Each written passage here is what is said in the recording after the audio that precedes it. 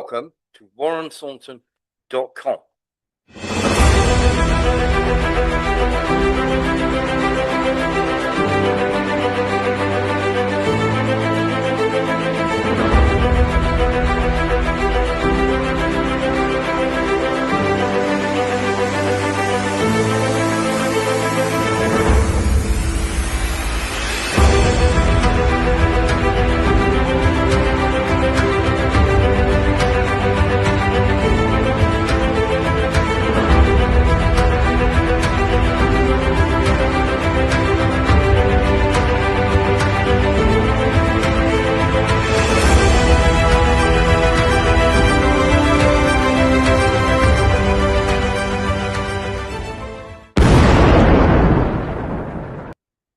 Hello and welcome to WarrenThornton.com.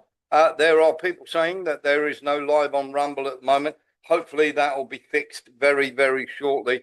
For those of you who are watching on X and everything else, we've got a packed show for you tonight. We've got Lembit Opik joining us in about 10 to 15 minutes. There we go. The Rumble is up and working and on live.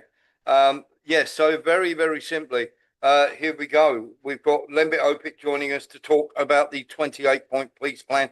If you're watching the subscriber show this morning, we literally got hold of a copy, had it downloaded and everything else, and we put it out there. Now, that is definitely from the State Department.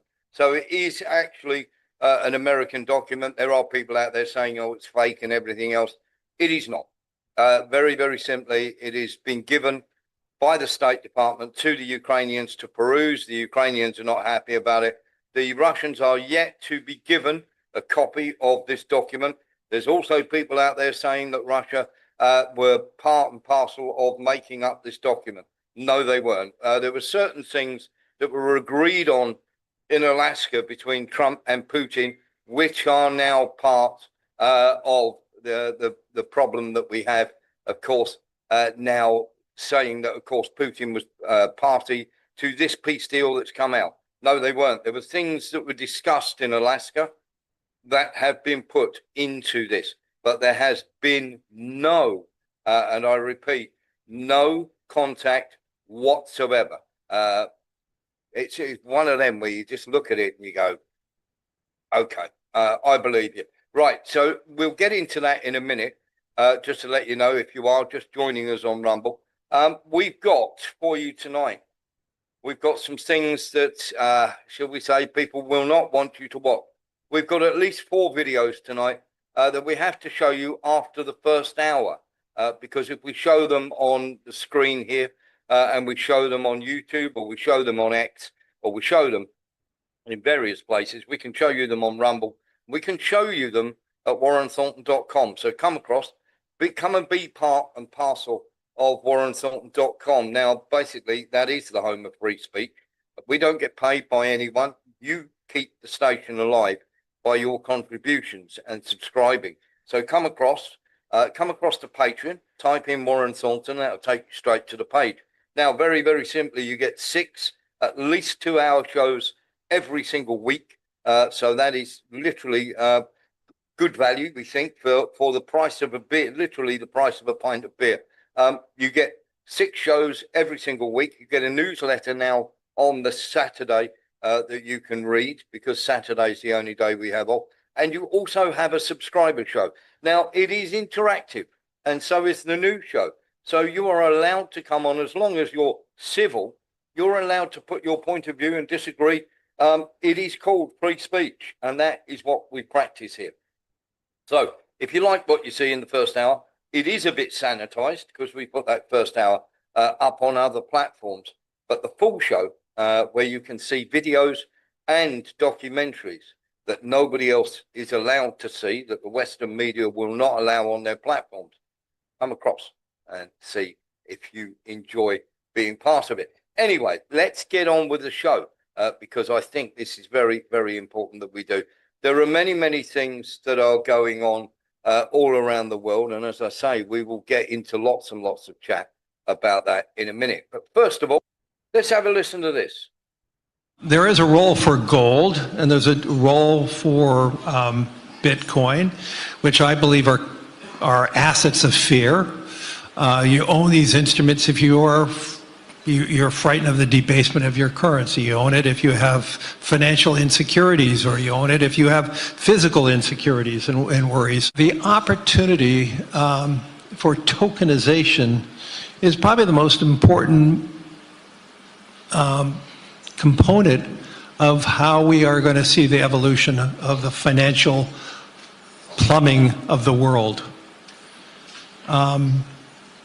There's just too many middlemen in so many different areas. And the reality is, if we could tokenize all our ETFs, all $5.3 trillion of our ETFs, and provide that in a digital wallet, you could seamlessly, without fees, going from a digital currency or a stable coin or whatever that may be in your digital wallet and buy bond or stocks. And I believe that is going to be the future. I do believe more transactions are going to be done digitally with authentication of ownership. Now, obviously, you know, should the whole financial system be on one blockchain? What does that mean? How do we protect ourselves? So there are obviously a lot of things we have to address to make that work. But I do see more and more of a future of having more and more financial assets being digitized, sitting in a singularity of a blockchain, and going from cash to stocks to bonds back and forth, doing that seamlessly. And I do believe that is going to happen sooner, not later. There we are. So just in case you're not aware, that was Larry Fink, who is the co-chair of the World Economic Forum and, of course, the CEO of BlackRock. Now, when it comes to digitalization and putting it together with crypto and blockchain and everything else, and, of course, going to central digital bank currency or central bank digital currency, do be really, really careful. The simple fact is they do not like you having control over your own money. They don't like you being able to even draw your money out of your own account. Remember, you get asked where you're going to send that and who you're giving it to. So there's all sorts of restrictions on your account. And the very last thing they want is you having freedom to choose where you put your money. And once, of course, they have it, digitalizations by the Western powers, as Vic said there very simply in the comment, they are talking about literally controlling your whole life. Just imagine if you have a digital currency, and of course you are then linked to that. Not only have they got all your details, they also know where all your money is, and of course they can prevent access to it. Just imagine your carbon footprint, for instance, where you've maybe used too many carbon credits, or you're so poor the rich people start to get your carbon credits off of you. And of course, this is the reason they want to destroy BRICS, because they don't want people having that freedom of movement. They want to be able to control everything that's out there. Something else that we're going to show you as well, I think it's really, really important. Have a little look at this. This is something from this morning, but it's once again, it's a World Economic Forum bragging about what they have done to you. Today, I'm really proud to sit on WEF's Power of Media Task Force, and GLAAD is a very proud partner of the Partnership for Global LGBTQI Equality, which is also known as PGLE. And PGLE was launched right here in 2019 and is a project of WEF and the UN Office of the High Commissioner for Human Rights. We work with the news, business, entertainment, faith leaders, sports, governments, and individual activists from around the globe to ensure and educate public people on LGBTQ issues and move policy forward. In the US, the Gallup poll this year showed that over 20% of Gen Z are LGBT. We've been running studies ourselves that include the Q, and so it's LGBTQ, and we expand the age from 18 to 34, and you can see nearly 40% of Gen Zers identify as LGBTQ. So just to give you a heads up there, not being homophobic or transphobic in any way whatsoever, this has been an agenda they have been pushing. much of the money behind it is quite incredible. And very, very simply, PGLE is literally a global organization to push the LGBTQ. And literally, if 40% of people identify as this, you can imagine the problems that's going to have with the population of the planet. NILUS. Yeah, I've just looked it up, actually. It stands for Partnership for Global LGBTIQ plus Equality. Yes. PGLE. All right. Yeah. Yes. Not good. And of course, that is just one of the things that they're pushing, as well as the climate agenda. That's a massive thing, by the way, just to let you know. Sean Murphy. Well, if it's coming out the WEF and the UN, we know what they're like, and anything that comes out of them is not good for the planet or humanity. Yes, absolutely. Good point. Well made. We've got Nillis Weber wants to say something else. Nillis, very quickly. Yeah. I'm not too sure, but I think that lady might have been one of the chair people of Disney, because I remember hearing a podcast from her, and she said she wants to get that into every Disney film that she is making. Yeah, absolutely. Good point. Well made. And not only that, we had, if you remember, the climate change conference just a few days ago. And of course,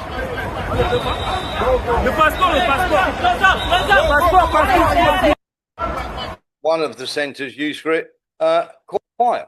No doubt they'll blame that on global warming as well. So you can see where these agendas are pushing us. Just wanted to show you these things that are happening, shall we say, behind the scenes or very quietly, while, of course, all this is going on. While we're waiting, I thought I would flag these up for you. Given what is going on or about to start happening in the world, we will be getting into the Ukraine-Russia war in a minute. And we're just going to give you a nice heads up here. Today, another type of war started. It's a war that has been going on for literally years and years and years. And it's not a war where anybody normally gets killed. It's a war between Australia and the UK or England. And of course, it's at cricket. The Ashes started today. England was scuttled for 172, and Australia were literally at stumps for 128 for 9. So England doing quite well on the very first day of the Ashes. And just in case you don't think it's a war, and it's cricket is something for a girls' game, have a little look at this. Oh, nasty. Had to get himself settled enough to avoid. There we are, just in case you don't think that they take that very seriously, or it's not a war, and good luck to England. Right, let's get on with the rest of the show. We do want to, or do need to, have a little look at this. A few weeks ago, an important collaborator of Hillary Clinton, John Podesta, was arrested for pedophilia and child pornography. I'm referring to Slade Summer, a man with ties to the world of Broadway and cinema, who play a role in the effort to debunk the infamous Pizzagate affair. That is, the network, filthy complicity and horrendous crimes against minors that revolves around the international deep state. We have learned that certainly Jeffrey Epstein and most likely Ghislaine Maxwell were members of the Israeli Mossad. This makes us understand that the famous trips of many well-known people to Epstein Island were used to blackmail them by collecting evidence of their guilt in participating in heinous ritual crimes against minors. And if the heads of state and governance officials of the Western world do not dare to breathe out a word of protest against the massacres of civilians in Gaza Strip, it is legitimate to assume that this attitude is due to the intensive dossier of videos inculpating them that are in possession of the Israeli intelligence services. The same thing must be happening with the preparation of the fake pandemic emergency, which was lavishly replicated in all the member states of the World Economic Forum and the United Nations, and also with the farce of the Ukrainian crisis. But this blackmail of the powerful of the world constitutes the unifying. There we are. So very, very simply, we're just giving you a heads up. There's the Catholic Church, or I should say bishops, speaking out on global issues. Very unlike the Catholic Church to get involved in that sort of thing. And of course, many, many people don't believe half the stuff that is going on. Just let me show you this. Nihilists. Well, that's Archbishop Carlo Vigano, and he's actually, about 6 months ago, he was expelled from the Roman Catholic Church for talking like that. Yes. And he's talking Christianity, and the Catholic Church is talking New World Order. Well, yeah, they're preparing the world for this new religion, and they're trying to take the Orthodox Church in as well with the Patriarch of Constantinople. Yeah. And that is what's happening with the new church in Ukraine. Yeah, absolutely. Yeah, Lee Williams. quick one. I was just going to say, is it everybody knows that this is happening for the Christians around the world, like Sudan and Russia and Yeah. Ukraine and different areas? Yeah. Okay. Syria. Yeah, absolutely. Let's get into this while we're talking. Couple of things before we get right into everything that's going on with Ukraine. This is to do with the Gaza aid. What you're looking at is 4,000 tons of aid that should be in Gaza, but it's not. It's in Jordan. The World Food Programme has another 2 warehouses like this. UNICEF has warehouses like this packed to the gills. The Jordan Hashemite Charitable Organisation has 36 warehouses. In fact, all of those groups put together say that they have enough aid for 150 trucks per day, 5 days per week, for 3 months to go to Gaza. But it's not in Gaza, it's still stuck in Jordan. On top of that, they say they have another 10,000 tons of aid ready to come, but they can't get it in here because, well, this place is full. All of the warehouses are full because the Israeli authorities are not letting this aid get through to Gaza.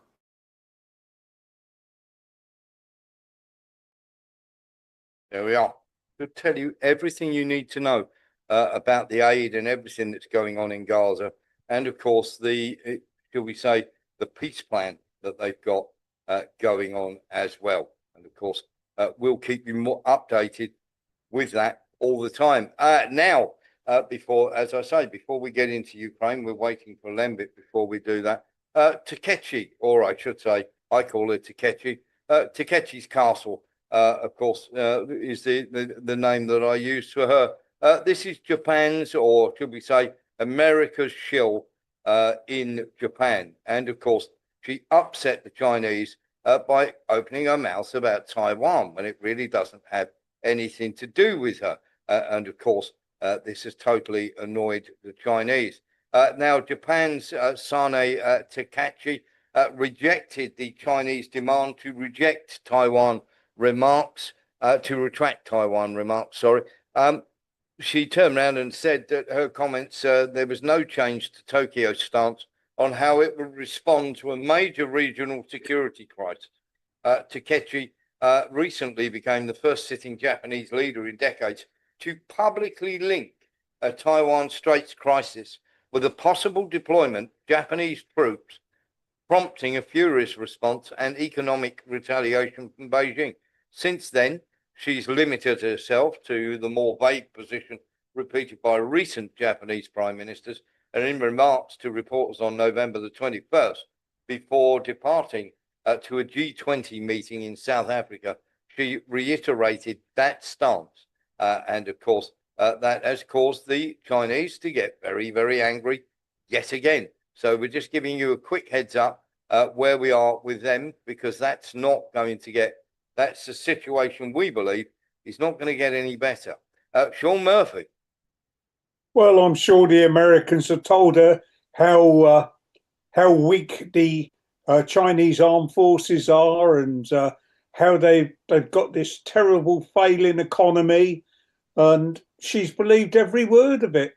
Yes. And she's done exactly as she's been instructed to do, because she has been told what to do, and there's no doubt about that. It does seem as though it is something that it's not going to go away. She is very, how can I put this? It does seem an absolutely incredible thing that she would be talking about this and trying to stir up tensions now, especially, should we say, when we know what the sort of plan is behind that. I think that's the thing we've got to look at, is the whole idea is to keep winding up the people of China, and as if there wasn't enough problems in the world without her starting something like that. Quite incredible. While we're talking about all sorts of nonsense, something here from the Philippines. Alice Guo, or Guo. Now, this is a very, very rich woman who has been literally arrested for trafficking women. And of course, this is trafficking not only women, but other people as well. Now, a Philippine court has convicted her, the former mayor, who officially is a Chinese national, of human trafficking and helping to establish an illegal online gaming complex in northern provinces where hundreds of Chinese and other foreign nationals were forced to conduct scams. Now, this Pasig Regional Trial Court in Metropolitan Manila sentenced Alice Guo to life in prison with 7 other Filipino and Chinese co-accused, and ordered them to pay a fine of $34,000 each and compensate several trafficking victims who filed complaints. Now, the Philippine authorities allege that she faked Filipino citizenship to run for mayor of the town of Bamban in northern Tarlac province, where she ran a sprawling illegal scam compound very close to the town hall. And apparently she made close on 85 billion. Would you believe? 85 billion. Quite incredible. So we thought we would bring you that story, because it's not every day that you see somebody who's locked up for 85 billion. So without further ado, let's get into Russia and Ukraine. As I say, we're still waiting for Lembit Opik to turn up. No doubt he'll be here very shortly. But here we go. Let's get into this. And this is really something that I think everybody will want to know. This is where mercenary soldiers sort of kick in. You've heard a lot in the last few days about Ukrainian soldiers, about Russian soldiers, and lots of, shall we say, mercs coming over to fight on the Russian side. This was in 2022, by the way. This was mercenary soldiers coming to fight on behalf of Ukraine, would you believe? So it is not quite as clear cut as everybody would have you believe. And hopefully, with a bit of luck, we'll be able to show you even more on that. We have, shall we say, a Ukrainian that we want to talk to, because he's going to give us the skinny on how many are now still in the country and are looking to fight on the side of Ukraine. And we should have that report for you, by the way. Just so you know, there are 4 areas around the Eurasian plate that have started to play up And of course, one of these, would you believe, borders on Ukraine. And there are warnings going out saying that, of course, the Eurasian plate is, of course, possibly going to volcanically erupt in the next few days. We remain, shall we say, skeptical of that. The other thing as well that we need to know, Rheinmetall, literally since the peace plan has been put out there, Rheinmetall shares have dropped by 9%. So the Germans are not very happy about this at all. And in fact, Friedrich Merz had a furious round of 11 phone calls to try and tell people that everything that they wanted to get rid of this peace deal, that the Europeans should come up with their own peace deal. And of course, the Europeans are now going to be meeting urgently at Merz's command so that literally they can push this peace deal on people. Isn't that crazy? And of course, Merz is going to be in charge of this himself. Let's have a look at the battle map then. So why are we suddenly getting huge amounts of peace deals coming forward? Well, very, very simply, everybody's saying, well, the Russians aren't making any headway whatsoever. They've made a ton of headway. And there's lots of people that are saying this can't be right. Well, it is. Hulialpol, which you can see here, this is the next area that's about to be surrounded, like Pokrovsk, like Kupiansk, and everybody is thinking, is this possibly going to happen? Yes, it's going to happen. Okay. Hulialpol is definitely one of those areas where this is next going to strike. And if we move along here, we can see Pokrovsk. As you can see, literally they have the complete firepower over this area. And if we move the map up here, you can see there's Minorad, and the Russians are slowly but surely squeezing the couple of thousand men that are left in there. There's about, sorry, I say a couple of thousand, but there's 1,000 that have literally surrendered. There's about 900 left in the city itself. And everybody turning around and saying, oh, Pokrovsk is totally under Russian control. That red area is the map. Now, people go, oh, yeah, but it's tiny, this tiny area here. Please give it a rest, okay? Pokrovsk and Minorad, this area here is home to 250,000 people. So it is not a small area. It is not a small logistics hub, as people are cracking on and saying, oh, this is complete nonsense. And of course, everything's perfectly okay. It is not.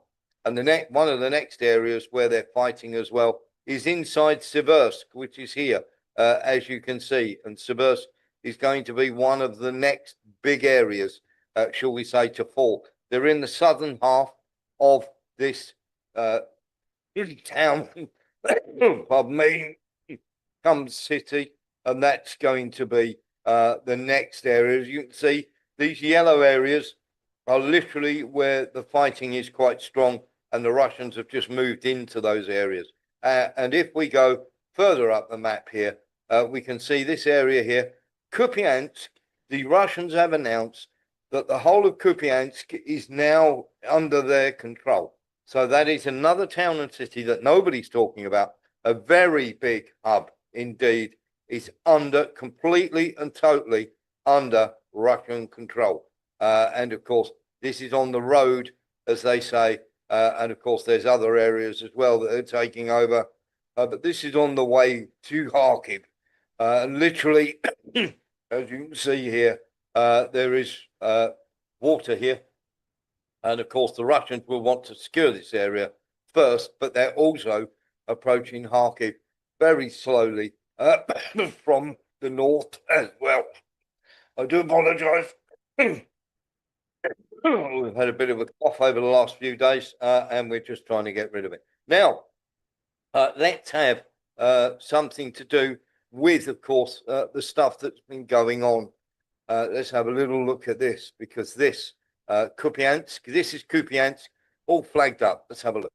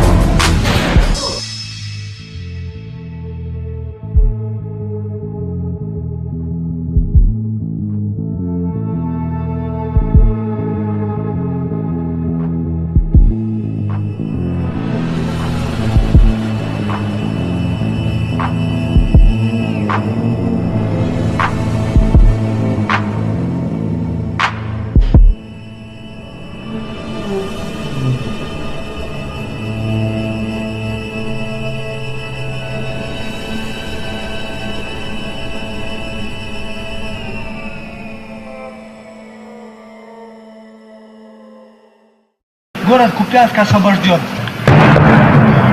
Победа будет за нами. Бойцами 121-го мотострелкового полка 68-й гвардейской мотострелковой дивизии 6-й армии героически был взят Купянск. Враг будет разбит! There we are. You can see Russian flags all over Kupiansk. It is now fully in Russian hands. Just in case, because you'll get lots of people turning around and saying, oh no, it isn't, and all the rest of it. And of course, as we say, Kupiansk is getting worse, or was getting worse and worse. Here's Vladimir Putin actually turning around. Что такое политическое руководство Украины, мы уже понимаем. Это уже никакое не политическое руководство. С марта прошлого года. So that was Vladimir Putin confirming that, of course, it is now completely and utterly, as they say, in Russian hands. Let's get into this now, because this is something else that is going to get worse and worse as far as the Ukrainians are concerned. And of course, many people are turning around and saying that the Ukraine are going to be absolutely fine. They're winning. They're not doing anything wrong. They're going to be doing this. They're going to be doing that. They'll be absolutely fine. Zelensky has come out with this. Українці, українки, у житті кожної нації є момент, коли всім треба поговорити. Чесно, спокійно, без домислів, чуток, пліток, без усього зайвого. Так, як є. Так, як я завжди намагаюсь говорити з вами. Зараз один з найважчих моментів нашої історії. Зараз тиск на Україну один з найважчих. Зараз Україна може опинитися перед дуже складним вибором. Або втрата гідності, або ризик втрати ключового партнера. Або складні 28 пунктів, або вкрай важка зима. Найважча та подальші ризики. Життя без свободи, без гідності, без справедливості. І щоб ми вірили тому, хто напав вже двічі. Від нас чекатимуть відповідь. Хоча насправді я вже її дав 20 травня 2019 року, коли, присягаючи на вірність Україні, зокрема сказав: я, Володимир Зеленський, волею народу обраний президентом України, зобов'язуюсь усіма своїми справами боронити суверенітет і незалежність України, обстоювати права і свободи громадян, додержуватися Конституції і законів України, виконувати свої обов'язки в інтересах усіх співвітчизників, підносити авторитет України в світі. Для мене це не протокольна формальність, для галочки це клятва. І кожного дня, кожному її слову я бережу вірність. Я ніколи її не зраджу. Національний український інтерес має бути врахований. Ми не робимо гучних заяв, ми будемо спокійно працювати з Америкою та усіма партнерами. Буде конструктивний пошук рішень з нашим головним партнером.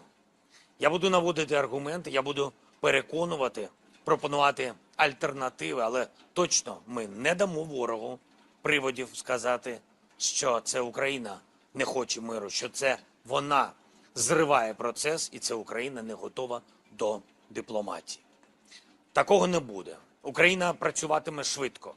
Сьогодні, в суботу і неділю, весь наступний тиждень. І стільки, скільки це буде потрібно в режимі 24/7, я буду боротись за те, аби серед всіх пунктів плану не було пропущено щонайменше двох. Це гідність і свобода українців, бо саме на цьому базується все інше. Наш суверенітет, наша незалежність, наша земля, наші люди і українське майбутнє. Ми будемо і маємо робити все, аби в результаті сталося закінчення війни. І не сталося закінчення України, закінчення Європи і глобального миру. Я говорив щойно з європейцями, ми розраховуємо на європейських друзів, які точно розуміють, що Росія не десь далеко, що вона поруч з кордонами ЄС, що Україна зараз є єдиним щитом, який відділяє комфортне європейське життя від планів Путіна. Ми пам'ятаємо, Європа була з нами. Ми віримо. Nilus. Well, I might be wrong, but that looks like a green screen behind It him, is doesn't green. it? It is a green screen, but this is Yeah. it doesn't matter that it's a green screen. It matters what he's saying. Right. Yeah, there was something I was watching Russia Today just before the program started, and they were saying that a large part of the army wants to make the concessions, but Yes, if Zelensky does, he'll be killed by the highly nationalists likely. who are being largely supported by the British. Yes, and of course, Britain would very much like to see Zelensky in his place. Of course, if he's not going to do exactly what that was literally a desperate effort, because of course he is under huge pressure from the Americans and from others to accept this peace plan. I am pleased to say we are joined by Lembit Opik from Unprecedented TV. Good evening, Lembit. How the devil are we? Not bad. Thanks for your patience. I was doing something very domestic. I had to get my children from a long way off. But I'm here now. And I have to say, I think they're a lot more mature than Vladimir Zelensky, who seems to have become unaware of the fact that if you lose a war, you don't get to set the terms. You get to accept the terms. But apparently he and his useful idiot friends don't realize this. Yeah, absolutely. Well, we're going to get into that then now with you, Lembit, because we were holding this part of the show for you to get here, and we're going to go through in detail the 28-point peace plan that has been confirmed, that has been put out there, and of course, there's many people turning around and coming out with all sorts of nonsense when it comes to this peace plan. It is confirmed that that peace plan has now been given to the Ukrainians, 100%. The problem that we have, of course, is, and of course, we put that out there 7 or 8 hours ago, and it is a massive talking point now. So we're going to talk about it in great detail. And Lembit and I are going to go through this 28-point peace plan. So let's start with point 1, Lembit, of the 28. Ukraine's sovereignty will be confirmed. Would Russia or Ukraine have a problem with that? No, as long as we get to talking about territory later. No, because Russia doesn't want to eliminate Ukraine. And so in principle, I can't see a problem with that. And obviously, it's in Ukraine's interest if it wants to carry on existing. Do you think there is?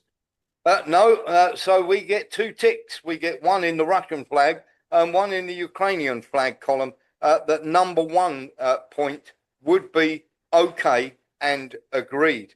So as I say, as long as there are a full and comprehensive, shall we say, look, making sure that everything else is adhered to, I can't see Russia having a problem with whatever is agreed to, Ukraine having sovereignty and that being confirmed. I think you're completely right. So point number 2, moving on, a full and comprehensive non-aggression. This isn't going to take very long, is it? But I think it might. A full and comprehensive non-aggression agreement will be concluded between Russia, Ukraine, and Europe. All ambiguities of the last 30 years will be considered and resolved, Lembit. Yeah, once again, in theory, this is absolutely straightforward. Because in principle, it's saying, let's resolve the issues relating to the status of Ukraine. However, big if, that's as long as the West accepts what it promised. James Baker, 1990, not 1 inch to the east, will come to Ukraine's non-existence in NATO terms later. But a promise was made, and the militarization of Ukraine goes against that promise, I think, in spirit. But in theoretical terms, there should be no problem of disambiguation of the status of Ukraine. But then there's another problem here. So in theory, it could be done. In practice, the biggest problem, the biggest fly in the ointment, and that is those useful idiots again, the European Union. because they're bleating in this embarrassing, hopeless way. I would give a tick to Ukraine and America, or Ukraine and Russia, but a big X for Europe, because they keep thinking that they're relevant when they're not. Yeah, absolutely. No doubt they'll be part of it. I think that is something that Ukraine and Russia would both agree to. And of course, Ukraine isn't a sovereign nation. They've never actually signed up to anything. They never agreed the borders or anything else. And of course, Ukraine would want to have the second point, I think, very much in their pocket. And they want everything over the last 30 years to disappear as well. But on the first 2 points, can't see any problems with Russia and Ukraine agreeing to that. Now, point number 3, it is expected that Russia will not invade neighboring countries and NATO will not expand further. Lembit. Well, I'm sure that Russia would be willing to agree to that because their territorial ambitions are very straightforward. It is to resolve this particular problem. And whatever their future plans, I'm sure they'd agree with that. The people who don't like this one isn't going to be it aren't going to be the Russians. It's going to be others, I would say. What do you think? Well, there's going to be people because the expansion of NATO and all that. Go on, sorry. There are people that want to be part of NATO that are then not going to be allowed to join Lembit.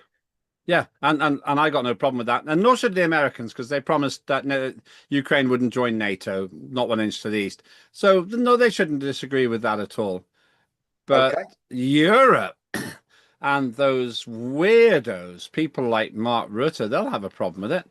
So big tick for Russia, not a big tick for Zelensky, who's been going on and on and on about being in NATO. But I think he's wrong. I would probably I'm guessing, this is almost like an exam now, Professor Thornton. I'd give it a tick to, yeah, there we are. Yeah.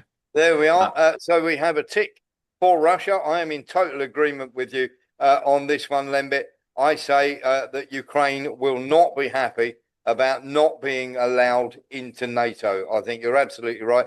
And I think there are other nations that the European Commission or European Union will wind up to make them. So I think on point 3, you're right. We're going to have a Russia saying, yeah, absolutely fine. But we're going to have Ukraine saying no. A dialogue will be held between Russia and NATO with the mediation of the USA to resolve all security issues and create conditions for de-escalation to ensure global security and increase opportunities for cooperation and future economic development. That's point 4, Lembit. Great for Russia, big tick there. NATO have a problem with this one. If they say no, they look like the warmongers they are. They should say yes, but what they'll actually say, what they'll think is, no, we want to carry on hassling Russia. Yes. But they'll say, oh, we can't agree to that because Ukraine has to be part of the deal and they don't agree. So they'll force an X for Ukraine on that, I think.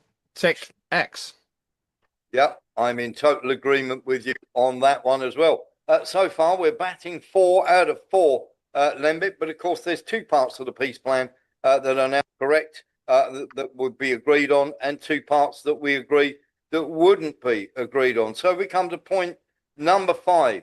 Ukraine will receive reliable security guarantees.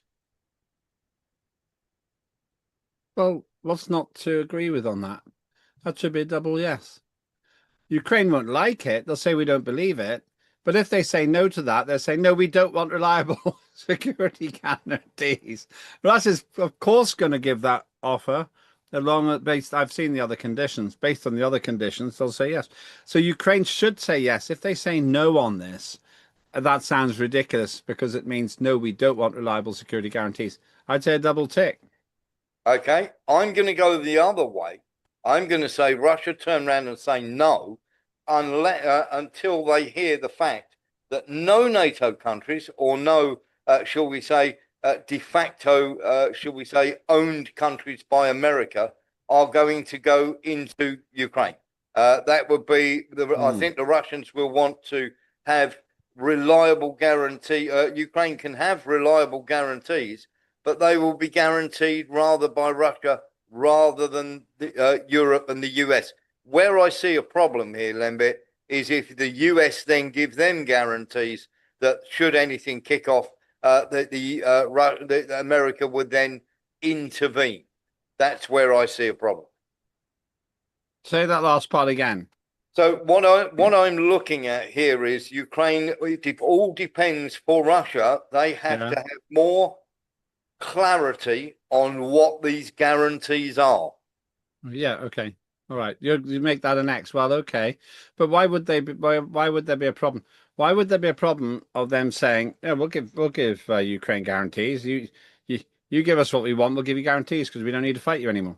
Okay. So Ukraine's guarantee is security guarantee for signing this peace deal is that NATO troops can go into Ukraine and be part of a peacekeeping force. That's another point, though. That's another point.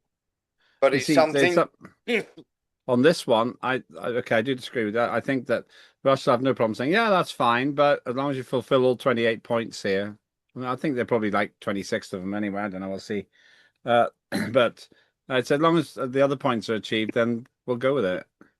Okay. Well, you think Ukraine would say yes to that? Well, yeah, they have to, don't they?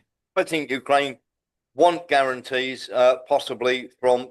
They will want some sort of guarantee from Europe. I would say that Russia would be happy to have guarantees and even a peacekeeping force that was not an American proxy or a Euro or part of NATO. So on that one, I'd sort of say we're sort of 50-50. Let's get on to the next point then, because this is, shall we say, point number 6. Now, this is where I see a problem massively. The size of the Ukrainian armed forces will be limited to 600,000 people. I wouldn't have thought either side likes that. Ukraine will definitely say no. I don't care really what they say. They're going to have to take this in the end. We'll talk about that later. They'll say no. Why should we be limited in this way? I think Russia might say no for the opposite reason. They want to demilitarize Ukraine. I'd say a double no. Yeah, I'm in complete agreement with you on this one. Very simply, the size of Ukraine's armed forces at the moment is 600,000. That's all they have left. And very, very simply, if you're going to chop it in from 2002, when there was 2020, sorry, when this first started, they only had 900,000 people. So if you're going to reduce it by half, should be 450,000. Simple as that. They had 1.2 million in reserve, but reserves weren't brought into this or anything. They were just saying the size of the Ukrainian armed forces. So it could even be less than that. Russia might even want 300,000 and maybe only 300,000 in reserve. Point 7, Lembit, Ukraine agrees to enshrine in its constitution that it will not join NATO, and NATO agrees to include in its charters a provision that Ukraine will not be admitted in the future. It's an obvious yes, no, because you've got those plonkers in NATO who don't care about the promise. So that's yes, no, yeah. Okay, so that's as I say but that for me would be a no. Ukraine will always turn around and go, we want to decide whether or not. So that's another part of the peace plan that is problematical. Point 8, NATO agrees not to deploy troops in Ukraine. Russia, yes. Once again, NATO should say yes to that, but they won't. So Zelensky, their little clown puppet, amateur politician, will say no. Okay. I'm in agreement with you. I think Ukraine will turn around and say no. I think they will turn around and say exactly what they want. That is yet another, shall we say, we've only got 3 out of the 8 points so far that are agreed upon. Number 9, European fighters will be stationed in Poland. I don't think Russia will care because they're already there, and it's none of Zelensky's business, really. I don't know. Russia might moan about it, but I'd say yes, yes. Yep, I'm going yes, yes on that one as well. So 4 out of the 8 points. It's the pressure. It's the pressure, Warren. 4 of the 8 points. We'll get on to the nasty stuff. Number 10. We've got the US guarantee. Now there are different points to this US guarantee. There are 1, 2, 3, 4 points. So let's get into these. If Ukraine invades Russia, it will lose that guarantee. The US will receive compensation for that guarantee. If Russia invades Ukraine, in addition to a decisive coordinated military response, all global sanctions will be restored. Recognition of new territory and all other benefits of this deal will be cancelled. And if Ukraine launches a missile at Moscow or St. Petersburg without reason, the security guarantee will be considered invalid. Was it the second and the fourth one are a problem? Oh, sorry, that's a security guarantee for Ukraine. Yeah, well, yeah. They should agree with that, but they won't. So they won't agree with this. They won't agree with this, but they should agree that if they're aggressive towards Russia, oh no, we have to defend ourselves and have some vagueness there. The one that I don't understand, I would say Russia will agree with 3 of those. The one that isn't clear to me, and Ukraine will agree with 3 of those slightly different 3. I don't understand this one about compensation. What's it mean? Basically, they will pay for Russia will pay for American troops to be there. Well, they're not going to say that. So you're going to get a double no on the overall point because of the detail. Yep, I'm absolutely in agreement with you on that point as well. There is now we start to as we start to get into tricky areas now. Ukraine, number 11. Ukraine has the right to EU membership and will receive short-term preferential access to the European market while this issue is being considered. I think Ukraine will agree. Russia may not care. I don't think it would be. They would abstain really, but they could agree to that. But Europe shouldn't. Why should we want this corrupt bunch of charlatans in the European Union? If I was in the EU, they're absolutely corrupt. So the people who should be saying no to that are their useful idiot friends. But as far as Ukraine's concerned, yeah, gimme. Russia might say, yeah, do what you like. Yeah, Russia, Robert. I think we're totally in agreement with that, Lembit. I don't think Hungary and many others will be happy about Ukraine coming into the EU. But in terms of Russia and Ukraine agreeing to that, we can see both a tick in those boxes. Number 12. Now, there is 6 points to this, Lembit.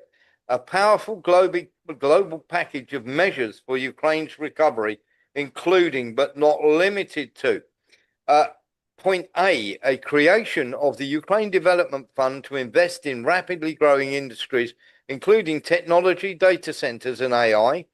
The US will cooperate for Ukraine for joint restoration, development, modernization, and operation of Ukraine's gas infrastructure, including pipelines and storage facilities. C, joint efforts to restore territories affected by the war for recovery. Point D, reconstruction and modernization of cities and residential areas. Point D, infrastructure development. Point E, mining of minerals and natural resources. And point F, the World Bank will develop a special financing package to accelerate these efforts. Yeah, Russia's fine with that. Doesn't cost them anything. Ukraine will love it because, aside from anything else, it replaces the illegal arms trade with a whole bunch of new ways to extort money. But the world should say no. Yeah. I'm in agreement with you. Pardon me. I'm in agreement with you. This is basically for BlackRock to get their money back for the money they've invested in the infrastructure. Let's get on to the next point. Russia will be reintegrated into the global economy. Point 13. Yeah, well, I would say that Ukraine can't. They don't like it. They can't disagree with it. Russia, of course, they're going to agree. Yeah, I think we're on a double tick there. Point 14. Here we go. Sorry, point 13. Sorry. Sorry, I do apologise. There's a couple here. There's an A, B, and a C. Sanctions removal will be discussed and agreed upon gradually and individually. That's point A. Point B, the US will conclude a long-term economic cooperation agreement aimed at mutual development in the Arctic. And point C, Russia will be invited to return to the G8. I don't think Russia care if they're in the G8, Lembit. Well, I think that that's all agreeable. Russia might disagree with the rate at which the sanctions are removed. They might moan about that, but I think essentially they'd say yes. Ukraine won't like it, but they'll have to say yes because otherwise they'll look terrible. Okay. What do you think? Point 14. I'm in agreement with you. I'm going a tick as well. Yeah. Point 14. Frozen funds will be used as follows. 100 billion of frozen Russian assets will be invested in the US-led efforts to restore and invest in Ukraine. The US 100 billion, not 100,000. 100 billion. Yeah. 100 billion of frozen Russian assets will be invested in US-led efforts to restore and invest in Ukraine. The US will receive 50% of the profits from this enterprise. Europe will add 100 billion to increase the volume of investments available for Ukraine's frozen European funds. Ukraine's recovery. Frozen European funds will be unfrozen. The remaining Russian funds will be invested in a separate US-Russia investment instrument that will implement joint projects in certain areas. This fund will aim to strengthen relations and increase common interests to create a strong motivation not to return to conflict. Obviously not for Russia. Yes, for Ukraine, they want Russian money. Yes, I am in total agreement with you on this one. There is no way. This is pikey beyond belief. This is literally saying, we started a war in Ukraine. We'd like most of your frozen assets to basically end the war and stop you from doing such a nasty thing again, such as winning. Yeah. I think that's quite staggering. And it's beyond belief. Beyond belief. Yeah. Point 15. A joint US-Russian security working group will be created to facilitate and ensure the implementation of all provisions in this agreement. Well, if they didn't agree on point 14, there's no point having point 15. So I will say Russia will say no to that as well. Well, Russia, yeah, Russia, yes. If somehow they came to an arrangement, Russia would like that, but Ukraine would say no because they want to be on it. The embarrassing bleating today has been breathtaking. Okay. Point 16. Russia will legally enshrine a policy of non-aggression towards Europe and Ukraine. I think they probably would agree to that. Yes. Because at the end of the day, they're not the ones who have been the aggressors. Yeah, yeah. So right. I go along with you there. I go for a double tick there. Point 17. The US and Russia will agree to extend the treaties on non-nuclear proliferation and control, including the New START treaty. They'll say it needs more discussion. Russia, Ukraine again. It's irrelevant what Ukraine says. They'll probably say yes. Doesn't matter. It's really that's a American Russian question, and Russia would maybe say yeah because they'll then just string out the discussions if they don't like them. What do you think? I've gone with a yes, Lembit. So we've got tick across the board on that one. The next one. Yeah. Here you go. You're not leaving the ticks up long enough. We're not seeing them, by the way. Sorry, I'll leave them up for a bit longer. Point 18. Ukraine agrees to be a nuclear-free state in accordance with the Nuclear Non-Proliferation Treaty. Well, Russia say yes. Ukraine has to say yes. Yep, absolutely. There we go. And I'll leave those ticks up for you. That one sounds absolutely fine. They were nice, easy ones. We're going to come on to some tricky ones. However, Number 19, Lembit, the Zaporozhye nuclear power plant will be operated under the supervision of America and the IAEA, where the electricity produced will be distributed equally between Russia and Ukraine 50-50. I don't know the internal politics of it. The IAEA, fair enough. I don't think that particular nuclear facility has anything to do with generating weapons-grade equipment, so that's not a matter of concern, really. But I don't know the politics of the 50-50. I don't know what's been happening, so I can't answer that. What do you know? Okay, so the Zaporozhye nuclear power plant, we have said long ago, there is something underneath the Zaporozhye nuclear power plant, because every time they have tried to get to any peace agreement, it has included the Zaporozhye nuclear power plant going back to Ukraine or going into American hands. They bombed it like crazy. Well, when the IAEA have been there inspecting it, this is something that has not stopped. America have been obsessed with getting their hands on the Zaporozhye nuclear power plant. And I, for one, am turning around and saying the Russians will say no like a shot. Okay, but they're not really. It's in Russian-controlled areas, so that would remain. IAEA could pop in and visit from time to time. You're saying there's more in it than the IAEA already go in there, Lembit. Right. So there's no problem with that, is there? I think the only question is how much power they should be sharing with each side. They're not going to want to give any of that to Ukraine. In fact, Ukraine have bombed it on quite a few occasions. Yeah. So I'm going a no on that one. Absolutely. Yes to Russia. Well, okay. All right, it's okay. All right. So do you think that Ukraine would say yes? Oh God, yeah. Ukraine would love to. Okay. Yeah. Would absolutely love it. So there we go. There's a blank for Russia for me and a tick for Ukraine there. Ukraine will basically, or the IAEA, would just do whatever America told them. America want to get their hands on that power plant, and they have done ever since the Russians took it over.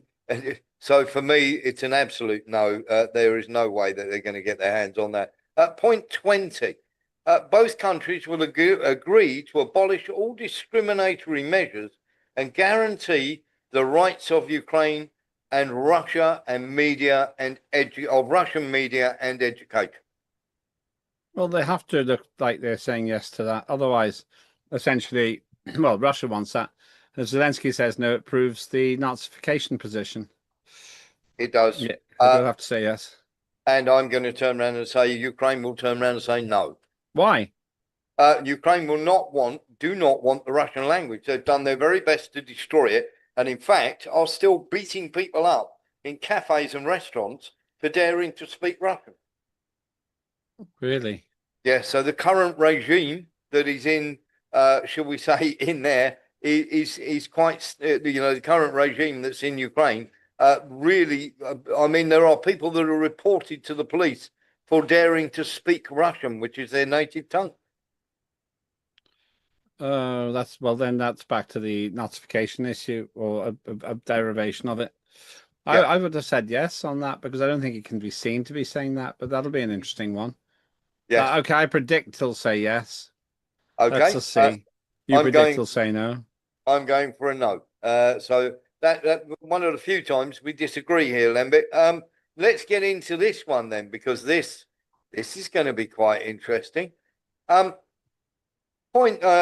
next point is both countries will agree. All Nazi ideology and activities must be rejected and banned. Well, how could you disagree with that? What? How could you disagree? How could you disagree with that? Well, 51 countries at the recent vote in the UN disagreed with it. Okay, what did they say? So Russia put forward the idea that glorification and the spread of Nazism must be curtailed and must be banned. And they put this forward at a vote of the UN. 114 countries said yes to what Russia proposed, and 51 countries, including almost every European country, including Ukraine and the United States, said no. Why? Because neo-Nazis are our friends, Lembit. I just They're can't fighting understand the that. Russians. I'm stunned. Go check it out. Go check it out. 51 countries voted against the glorification of Nazism. Israel didn't. Israel voted with Russia on that one. They couldn't really do otherwise. No. But every single European country, the United Kingdom, the USA, Ukraine, all voted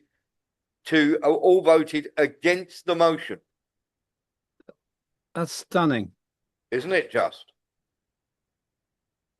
You can actually go. We posted the result on the channel a couple of days ago. That's unbelievable. There we go. I'm stunned by that. I'm absolutely stunned. So you're thinking it's a yes, no? Oh, it's definitely a yes, no. Without wow, that's dark. Yeah, it is. And of course, there are many people out there that will turn around and say there is no Nazi problems or whatever. Yeah, there is. Now we come to the sticky one, Lembit. We've got A, B, C, and D on this. Crimea, point number 21. Crimea, Luhansk, and Donetsk will be recognized de facto as Russian, included by the US. B, Kherson and Zaporizhia. So that's the first one. Let's take point A first. Lembit, Crimea, Luhansk, and Donetsk will be recognized de facto as Russian, including by the US.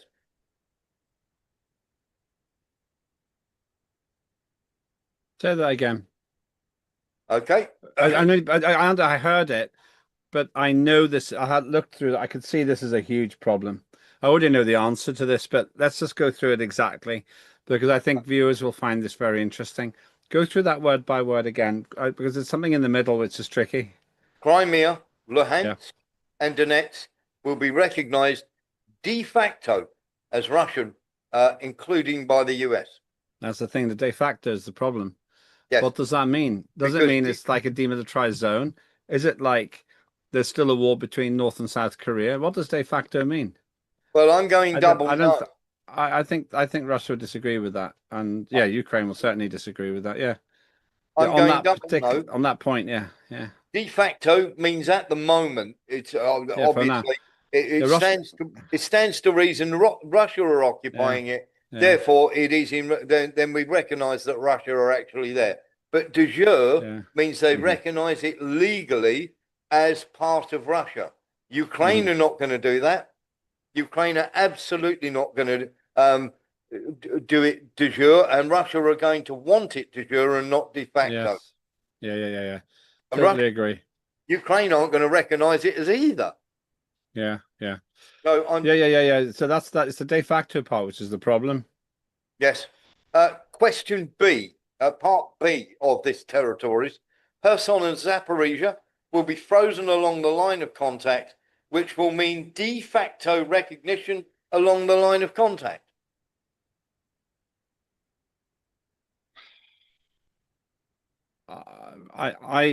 It's down to what amount of land Russia wants, whether that's a yes, no, because they can fight for it and they can get it. So if I think that from what you've told me before, it's not as much as they want. So they could say no on that. And Ukraine will certainly disagree because they don't want to give up any land. No, exactly that. Russia are not going to want to give back any land in Zaporizhia, nor are they going to want, because what you've got there is you've got a ceasefire along the border and a frozen conflict. A frozen conflict is a ceasefire in all but name. So Russia are going to turn around and say no. So that's a hard no. And also, Ukraine are not going to recognize it as de facto in Russian control. They're just going to go, no, it's not in Russian control. Yeah. So that's a no always round there on point B. Yeah. C. That's a biggie. That's a biggie. Point it's the biggest one so far. Point C. Russia renounces other agreed territories, likely referring to parts of Kharkiv, Sumy, and Dnipropetrovsk regions captured by Russia, which it controls outside of the 5 regions.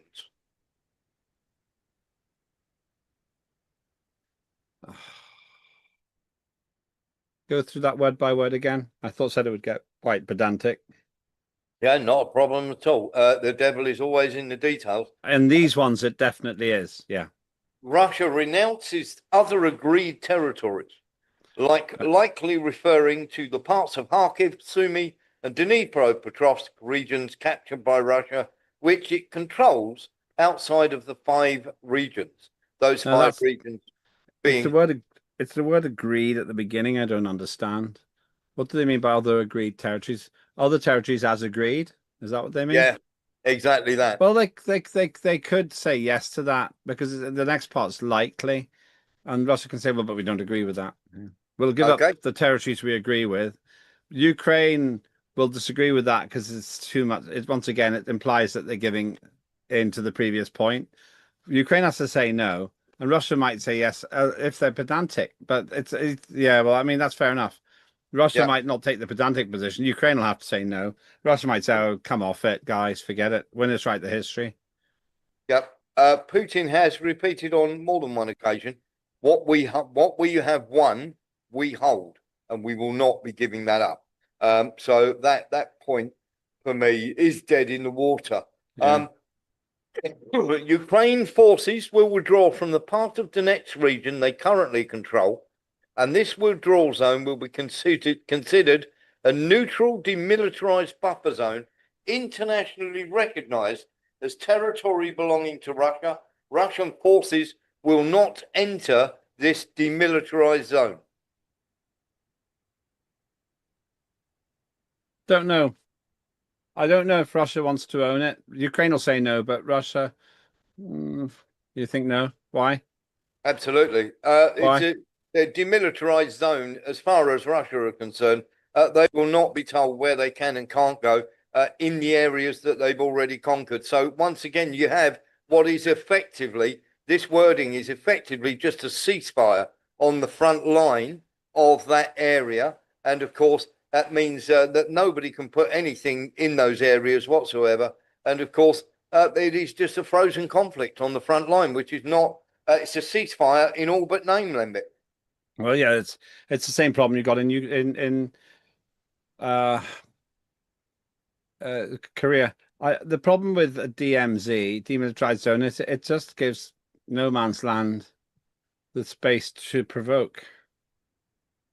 Yeah. And that my issue is it parks the issue rather than fixing it. And I think that's dangerous. It doesn't feel like Russia would agree with that because it implies, ironically, it implies that there's still a continuing volatility along that line, and Russia doesn't want that. And that slightly contradicts other parts of this slightly Byzantine 28-point plan, which is trying to create stability. Yeah, absolutely. Well, let's get into this then now. Number 22, after agreeing on future territorial arrangements, both Russia and Ukraine commit not to change these arrangements by force. Any security guarantees will not apply if this commitment is violated. Well, on its own, that would be a yes. But because they already won't like what the arrangement is, it's difficult. I would say that Russia would say yes, but Ukraine wouldn't want to. Ukraine's way out of line here anyway. They're so disagreeing with that. I'd say it'd be a yes, no, but they'll probably have to both say yes. Oh, yeah, okay, there we are. Yeah, I'm absolutely in agreement with you, Len, but every time they've had a ceasefire, the Ukrainian neo-nasties have gone in and attacked the people that actually live in those areas. So I'm in utter agreement with you. There's no, Ukraine will say yes, but they will not under any circumstances follow it through. Point 23. Russia will not obstruct Ukraine's use of the Dnipro River for commercial activities. An agreement will be reached on free transportation of grain through the Black Sea. I think that wouldn't be a problem if everything else is sorted out. That'd be a yes. But by this point, Ukraine could be so grumpy that they're just voting against everything. Okay. I'd say yes. What do you think? I'm going no Russia, yes to Ukraine. Already we have had grain ships from Ukraine coming from Turkey that have been smuggling weapons in those grain ships. And of course, the Russians have found them in Odessa harbour and blown them up. I don't think the Russians will trust shall we say, the grain ships under any circumstances whatsoever. Okay. Well, that's an interesting reason. That's my thoughts on that one. Number 24. This is a humdinger. This has four parts to it, Lembit. A humanitarian committee will be established to resolve outstanding issues. Point A, all remaining prisoners and bodies will be exchanged on an all-for-all basis. Point B, all civilian detainees and hostages will be returned, including children. Point C, a family reunification program will be implemented. Point D, measures will be taken to alleviate the suffering of conflict victims. The first one, it's just some sort of a bureaucracy. I don't think the other three are a problem. I would say that they'll probably agree. It would just be an act of petulance to disagree. I'd say a double yes. Yeah, I'd turn around and say yes. I'd turn around and say they will both agree to it. I think the implementation of it is absolutely impossible. There are probably very hard. 1,000 children that are still in many, many areas of Europe that were evacuated there by Ukraine that the parents are trying desperately to get hold of to come back to Luhansk and Donetsk. And literally there are various governments that are refusing to hand back those children, Lembit. Well, it's the children which are the issue here. For another time, I was thinking of you when they were talking about children the other day. I don't get who's right about the children here. Yeah. I don't understand quite what really happened there. Yes. Number point 25, Lembit. Ukraine will hold elections within 100 days. Russia, yes. Ukraine, no way, because Zelensky's toast. Absolutely. 100% not going to happen. At the moment Zelensky agrees to that, it's over. That's not going to happen. We're in total agreement.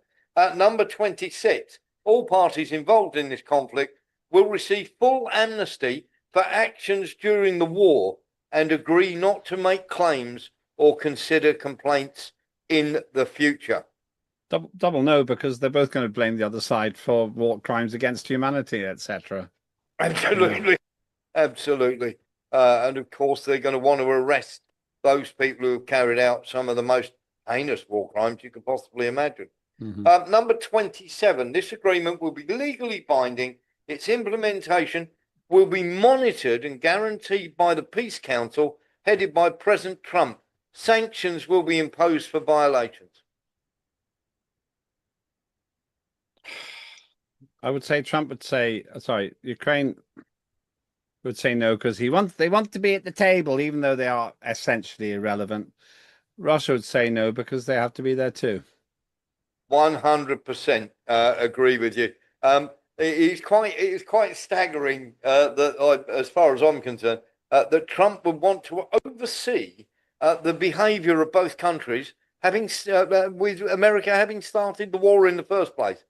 Staggering arrogance of that is quite incredible. And finally, point 28, once all parties agree to this memorandum, this is only a memorandum of intent, a ceasefire will take place immediately after both sides withdraw to agreed points to begin implementing the agreement. Go through that again. It's one of those pedantic ones again. Go on. Read it again. Point 28. Once all parties agree to this memorandum, a ceasefire will take effect immediately after both sides withdraw to agreed points to begin implementing the agreement. Right, you see, this is the pedantic point here is, and it's a small point with big implications. The ceasefire begins once people withdraw, which implies that the fighting can continue until they withdraw. That's messy. Remember that Zelensky can't win here. He can just kill more of his countrymen. Probably not his friends, just people who conscripted and all the other poor people who put into the front line. And Russia could simply say, well, that's handy, but I think they feel uncomfortable for the same reason. I think it sounds right, but I just think that there's wriggle room in there, and the Russians are more likely to agree. No, sorry, let me say that. I said it the wrong way around.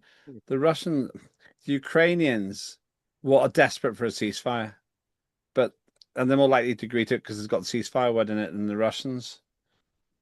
I would say no to the Russians, yes to the Ukrainians.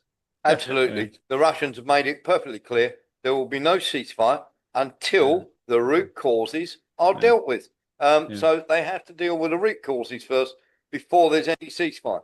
So there's the 28-point plan, Lembit, in its full entirety. Only 18 points we can see that one side or the other will disagree with, and there are only 10 points there that both sides would agree with. So there's a lot of work to be done. And let's get into this very simply.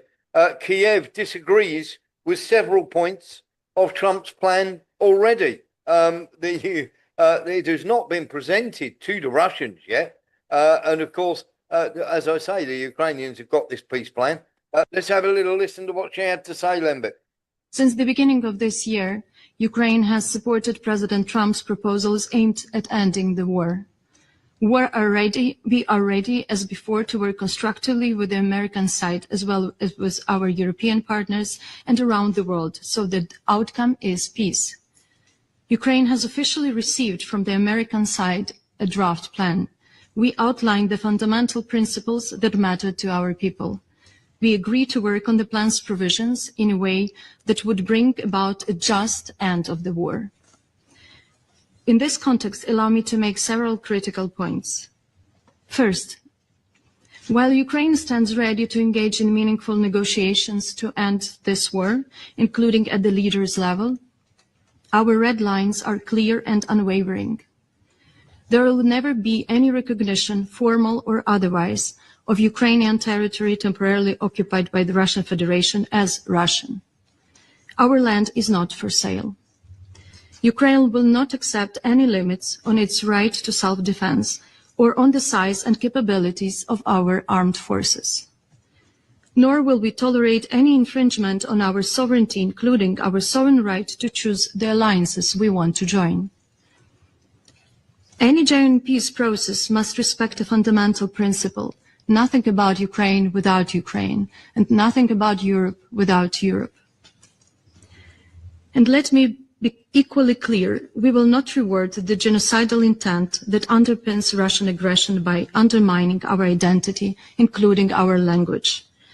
Second, support for Ukraine is indispensable. Peace requires strengthened security and sustained financial assistance to Ukraine. Reinforcing Ukraine's defense capabilities is not an escalation. It is the only path to compelling Russia to engage constructively in international peace efforts. In this regard, we express profound gratitude to all partners and allies. This support is an investment in the rules-based international order and global peace. Third, the Kremlin regime will not stop unless it is stopped through unyielding and concerted pressure. There is only one realistic path to ending this war. Russia must be compelled to retreat, economically, politically, and militarily. If we fail to stop Russia now, its aggression will not end with Ukraine. It will continue to export war, occupation, and repression. It will commit more atrocities, torture, inhuman treatment of civilians and prisoners of war, widespread sexual violence, the abduction of children, the destruction of cultural heritage, and environmental devastation. Europe has lived through this before, and we must not dare forget those lessons. There we are, Lembit. That doesn't sound very as though she's going to... your thoughts on what you've just heard there? Utter self-delusional nonsense. The Ukrainian president and his Euro chum seem too inexperienced to grasp the basic fact that they're in no position to dictate peace because they've lost the war. De facto, by every measure, they've lost. And regardless of how and why conflicts start, this isn't a moral issue. Winners write the history and losers are handed the terms of their defeat. So what she's talked about there is like the boxer has been knocked down and the vanquisher is standing over them, and the one on the ground says, I'm going to give you one more chance. I'm going to give you one more chance.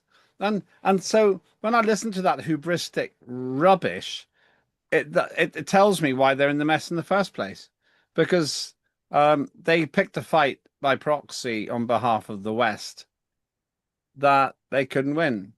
And because they got a totally inept president, he's a clown, played the piano with his personal member, they have no chance, had no chance from the beginning of winning this.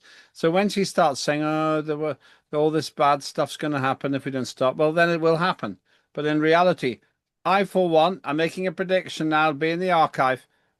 I don't think that Russia's planning to invade and conquer France, Germany, Poland, Britain, Denmark, or any of the other European countries. I think it'll claim victory once it's sorted out the Ukraine problem, which has been dragging on for 30 years, 35 years. I think you're absolutely right. Sean Murphy.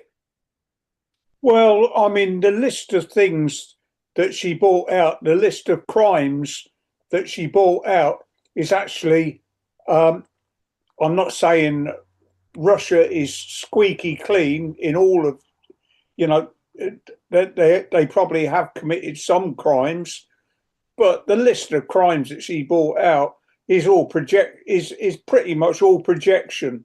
It's everything she mentioned are things that Ukraine have done and are well known for doing, not the Russians. Yeah, absolutely. Good point. Well made. There is, as we say, lots and lots of stuff to come out from this. Very, very simply, Putin has come out and said, and has come out in the last 24 hours and said that all, literally, the SMO, the aims of the SMO must all be completed. So that doesn't sound like anybody's going to be accepting anything very soon. The US are pushing very hard, pushing Ukraine to sign the peace deal by Thanksgiving or lose support. This is according to the Washington Post. The US is now sending signals that everything could be off the table if they do not sign a proposal quickly, which was drawn up by Special Envoy Witkoff. And of course, as I say, the Americans are trying to push this forward. Sidelined from this, Lembit, of course, is shall we say, Megan Moobs, the daughter of Keith Kellogg, who of course runs her own, shall we say, NGO inside of Ukraine. And Keith Kellogg has been sidelined by this.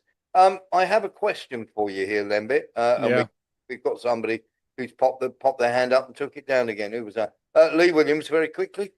I was going to say, so America's nothing to do with Ukraine now. The liar didn't say that he was nothing to do with it no more. That is Trump. Well, let's get into this, because this is a question that I'm going to ask Lembit. Lembit, for me, this is a giant honey trap, nothing more. Very simply, if Ukraine turn around and say no, America have got the perfect excuse to get rid of Zelensky and put somebody in who will do their bidding. But of course, that then needs the Russians to agree to everything that is there. The Russians are not going to agree to it. Therefore, Trump can turn around and say, there we go, we tried to get peace. We didn't get anything at all, no concessions from the Russians.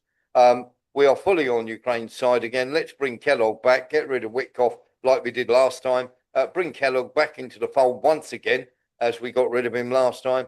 And let's give tomahawks to Ukraine. Now, do you disagree with my position on this, and do you think that Trump is really honestly trying for peace, or do you think this is a giant red herring?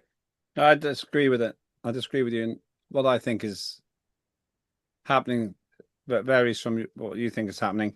I do put the caveat, though, that I've been wrong and you've been right before. But my view is this. I think Trump's really got no respect for Zelensky. He regards the Ukraine problem as an avoidable war evoked by his predecessor. And he respects Putin. I think he'd like to get on with it, with Putin, Modi, Xi Jinping, Modi from India, Xi Jinping from China, and Kim Jong-un from North Korea, and sort out a peace pact of some sort. I think that if Zelensky and his ridiculous Euro chums and the nothings from Britain hold out, he will say, carry on. Vladimir Vladimir, give me a call when you finish your specials, your SMO. And then Putin, although he doesn't want to kill more people and spend more money on it, will carry on in the meat grinder, further destroying hundreds of thousands of Ukrainian lives at some cost to Russia, it has to be said, in lives. And they'll get all this land anyway. And then afterwards they'll say, right, we'll stop now. We've got what we want. And they'll probably take more than they were going to take because, and I've got a piece of evidence for it. The debate in Alaska, in Anchorage, pretty much proved it. But Trump asked Putin, what do you want? Putin said, this is what we want. Zelensky said no. Trump said, carry on. Yeah, absolutely. As I say, this is a great thing. Is you are allowed to have different viewpoints on this channel. It's amazing. We actually do that, and we still end up being friends and can literally go along. And this is someone who has lost the plot even more. Have a listen to this. Also, we have to understand that in this war there is one aggressor and one victim, so we haven't heard of any concessions on the Russian side. I mean, if Russia really wanted peace, it could have, agreed to unconditional ceasefire already some time ago, whereas we see again over this night bombings of civilians. 93% of Russian targets have been civilian infrastructure, I mean schools, hospitals, apartment buildings, to really kill a lot of people and cause as much suffering as possible. So this is our standing. Now 93% have been targeted. Really, honestly, can anybody possibly believe anything this absolute idiot has to say? The fact that she is, how can I put it, as she is, utterly and completely irrelevant. We've lost Lembit Opik for the moment. This is, as far as I'm concerned, this woman has to be removed. She's an out and out liar who just cannot, shall we say, use any common sense whatsoever. Her hatred of Russia is so heavy. She's actually trying to turn around and tell you that 93% of everything that Russia has fired into Ukraine has been targeting civilians. I would just turn around and say this. Have a look what Ukraine looks like after 3 years of Russians attacking the infrastructure and the army, and then have a look at the state of Gaza after 3 months. Lembit. Well, I'm sorry to say that Kaya Kallas has never been credible. I'm sad to say it. Her father was very competent politician. I know, yeah, I know him. I know him. He was very good. But this woman is completely out of her depth, and the fruit fell far from the tree on this occasion. Okay. And what's so sad about it is what she says is complete poppycock. It's nonsense. I'm amazed by the comparatively low amount of civilian deaths. It's amazing. The overwhelming majority, which must exceed 99% of deaths on the Ukrainian side, are because of the absolutely catastrophic mismanagement of the war by Zelensky. Yes. Ever more amateur soldiers fighting a crack military, one of the three mightiest in the world. So it almost doesn't even warrant discussion what Kallas said, but it's back to the amateurishness of Zelensky and his chums. These people aren't fit to be in politics, to be honest with you. No, I think you're absolutely right. The same with Sanna Marin, and of course she's one of the 5 women, along with Annalena Baerbock, along with Ursula von der Leyen, and of course Kaya Kallas, and of course Sandu, who are all heads. Let's have a listen to what Sanna Marin had to say. Way out of the conflict. Way out of the conflict. The way out of the conflict is for Russia to leave Ukraine. Okay. That's the way out of the conflict. Thank you.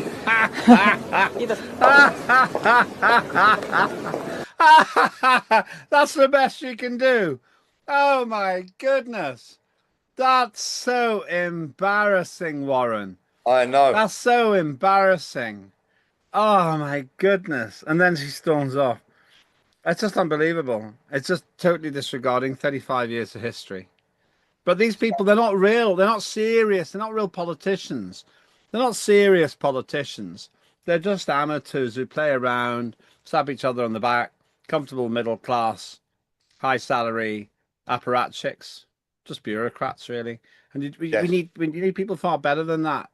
Whenever you're coming up against absolute political colossuses like Vladimir Putin. That's one of the reasons it's gone this way, because with the exception of Viktor Orban, there's very little talent in the European continent. And so he just runs rings round. Vladimir Putin runs rings yeah. Somebody popped their hand up. Lee Williams. Yes, I was just going to say, I personally wouldn't trust this woman, but I'd trust Macron because he done a signed agreement with Zelensky. He's going to lend him a lot of money from the Russian finances, as a guess. Since you went there, let's go there. Let's have a visit to what I call the cane train. Here we go. So this is, please do not make any assumptions about the spoon and what looks like a tissue next to the glass. Lembit, these three are not very happy. Of course, they're all saying that, of course, this peace deal is complete nonsense. Starmer, Macron, and Merz. And of course, the other thing that is quite crazy, and I am not very happy about, and I don't know how you feel. Here's the Germans training on the underground because they've heard that the Russians like to go through pipelines. So they're actually training on the undergrounds just in case the Russians sneak down the Jubilee line. Germany should take over NATO, says the US. Could you think of anything more disastrous, Lembit? Yes, Britain doing it. It'd be as bad, actually.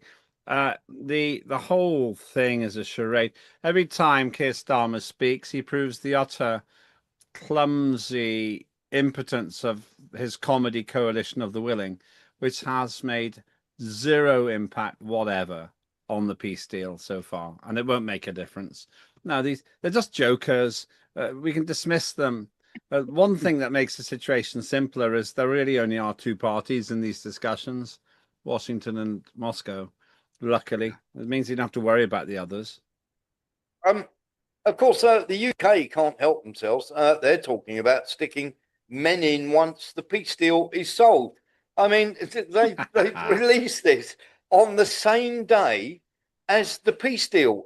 John Healey has come out and said, as the Labour Defence Minister, has come out and said that Britain will be getting stuck into this. I mean, what are we to think about? There's Trump desperately trying to get a peace deal, and of course, we've got this absolute nonsense coming on from Great Britain. It tells us they're not listening at the back. They don't understand that you don't send NATO troops into the country if one of the conditions of peace is not having NATO troops in the country. It's so basic. But when you watch po-faced Starmer and Healy and all these other Labour ministers, it beggars belief that our political system has descended into such amateurishness that they say these things with a straight face. But then they're backed up by a mainstream media run by children that don't question it. And that's why you get totally lopsided reporting. But it's just plain embarrassing. It is quite staggering, isn't it? And of course, we're just going to hear more and more along this nonsense. Now, the UK has developed a plan to deploy its troops on the territory of Ukraine in the case of a ceasefire agreement. That is totally against what the Russians have said. More than 100 million has already been allocated for this. We're talking about the deployment of units in the rear areas. Of course, no doubt they will have to consult on this with Keir Starmer. That would be a person who would know a lot about deploying in the rear areas. There is a thing that we have a major problem with here, Lembit, is the Russians have already turned around and said no NATO troops in Ukraine. Yeah, no, exactly. You don't have to be a genius to do that. You only have to listen, pay attention. they've been completely irrelevant to the deal. It's almost like they're in complete denial. It's lucky, as I say, it just makes it simpler because at least there are two grown-ups in the room, and the rest don't matter. I'm going to throw a curveball at you here, Yeah. Lembit. I'll tell you why I think this peace deal is nonsense. Yeah. Why would you? So America and the EU and everybody else is still going to continue giving Ukraine weapons and intelligence. Now, why would Ukraine need weapons and intelligence if they negotiate? Isn't the whole deal that the US stops providing US tax funds and the Ukrainian army shrinks? So if you don't stop the war, we'll stop sending weapons. But if you stop the war, we'll continue to send you weapons.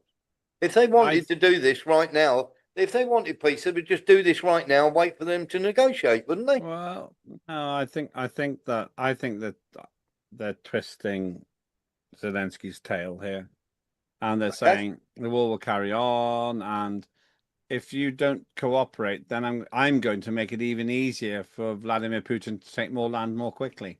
That's what I think he's saying. Remember, Trump doesn't respect Zelensky. The best way of looking at it is this is how a rather strict maths teacher would berate and threaten a 15-year-old schoolboy who's not paying attention in the class. You're going to have to come back and do a lot more, or I'll take your times tables away and you have to do it all in your head. I actually think you need to understand that he pretty much regards. I think he thinks Zelensky's a moron. I don't think he does. Let's ask you a question then, Lembit. What do we do? Because obviously this is going to make various factions furious. What do we do about the coalition of the butthurt? Well, you don't have to do anything. All they do is talk. They throw some money at it. Luckily, it doesn't make any real difference. If it did make a difference, it would make the whole thing a lot more difficult. If somehow there was some evidence that Ukraine could fight back effectively, the whole situation would be much harder. Back to the original point. However a war starts, it ends when winners write the history and losers accept the consequences of their defeat. It's as old as battle itself, old as war itself. Old as war, really, not battles you can lose and still win a war. But they don't understand any of it. The coalition of the willing. Look at them. Ursula von der Leyen. Keir Starmer. I mean, come on, Benz.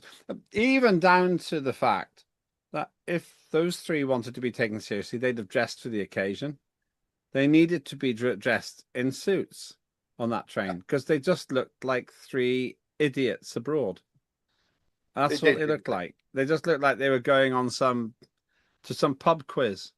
And you never see Putin like that. Putin always thinks about how he looks. You got little action man Zelensky, who never looks really serious.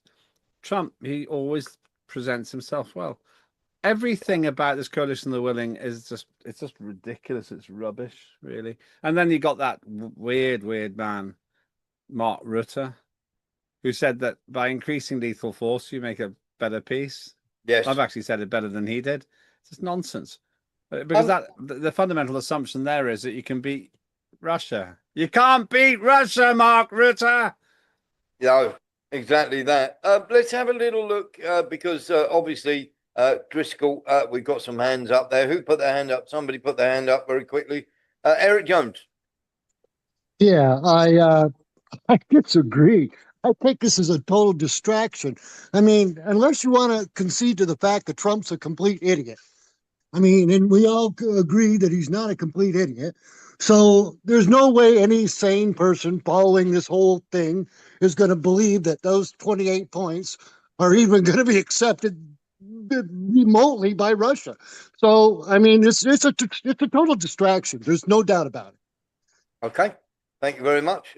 There we go. Let's have a little look at this, Lembit, because this is, you need to talk us through this one. The Zelensky curse has struck again. The Social Democrats in Denmark have suffered sweeping election losses. The PM, Mette Frederiksen, centre-left party, has lost control of Copenhagen for the first time in more than 100 years. I would say they lost control of Copenhagen when they started letting all the illegal immigrants in. But in a voting sense, Lembit, for the first time in 100 years. That's every time somebody comes out and backs Zelensky, they end up getting thumped. Yeah, I think that it probably is heavily to do with the rage that people in Denmark feel about the migrant crisis, which is comparable to the problems in Britain.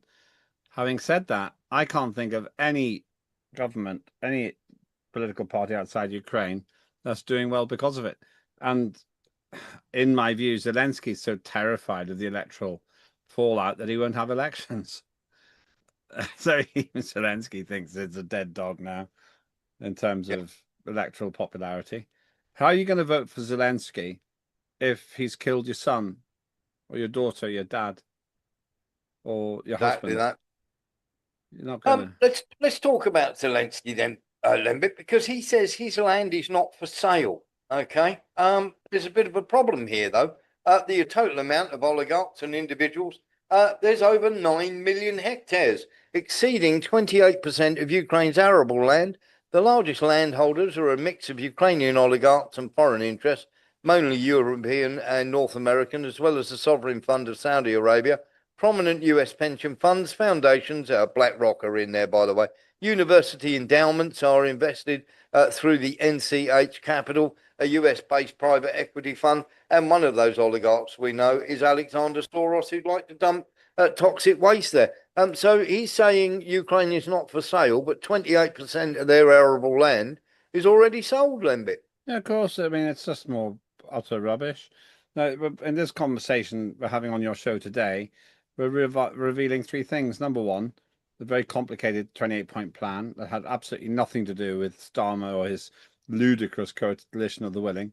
Number two, Zelensky isn't even a bit part player really anymore. He's just waiting for his instructions and hoping he's not going to get forcibly removed in the process, which is a possibility. And the third thing we learn is the utter rubbish that these people spout. One example of it you've just said there. It's just the whole thing is a coalition of the witless, waiting for the two adults, Vladimir Putin and Donald Trump, to do the deal. Yeah, I think you're absolutely right. Let's have a little look at this, because this is Driscoll and Zelensky meeting. Nice to see you. You're very welcome. We are thankful to President Trump. Best regards to him and the Vice President, of course, Vance. President Trump and our Vice President pass along their. Now, Driscoll was carrying the package or the peace deal to Zelensky. Let's have a little look at this. This is Caroline Levitt. And I'll also add, I know Secretary Driscoll did meet with President Zelensky today. We spoke with him. He was very optimistic following that meeting. And so, again, we are having good conversations with both sides with respect to ending this war. Now, there's an out-and-out lie told by Caroline Levitt there, because we have somebody who's very close to Peskov, and no contact with any Russian sources since Alaska, apart from Rubio and Lavrov having that conversation where Rubio cancelled the meeting. So there's been no discussion with the Russians whatsoever by America, and the Russians are still waiting to hear back about Alaska. And of course, there's been no movement on that whatsoever. Is this smoke and mirrors here, Lembit? This is just trying to force Zelensky to have a deal, isn't it? I don't know. I think there's been some backdoor chat. Russia is entitled to say we haven't seen it because it gives them plausible deniability. I think they're seeing how the land lies. Then they'll go in and pick and choose. There is quite a lot in that peace agreement that they agree with, even if it's not all the points. And they're not in a hurry, back to this point, because the longer this goes on, the more they get that land anyway, at human cost, has to be said. If you're right, 18-1. So every 18,000 Ukrainians that die, 1,000 Russians die, 1,000 bereaved families. That's serious. Absolutely. But I still think that there is backdoor chat going on here. It's to some extent what we used to call megaphone diplomacy. People can see this in the public domain. And that makes them feel awkward. A little bit, I think. I just think it's a little bit. It makes them feel awkward because there's a peace plan on the map on the table. And if it's ignored, people get angry. They say, well, why are we still killing each other all the time? Yeah, absolutely. I'll just add my own little aside to that I think if there is backdoor action going on, it's no wonder Starmer's upset at being left out of it. Mark Onza. You just can't let it go. They don't like it up him. Yeah, Warren, I think we're using wrong terminology with peace deal. In eyes of Western media, it's a peace deal, America and everybody else, but really it's terms of surrender. Well, Russia didn't start this war, but they'll certainly finish it. And for them, it's not peace, it's denazification. Yes. And it should be words surrender that way, using a surrender deal. I think you're absolutely right. I think you're absolutely right on that point. There are some videos now that we have to show you. And of course, we cannot be putting those on the internet. So we will be back in 1 minute.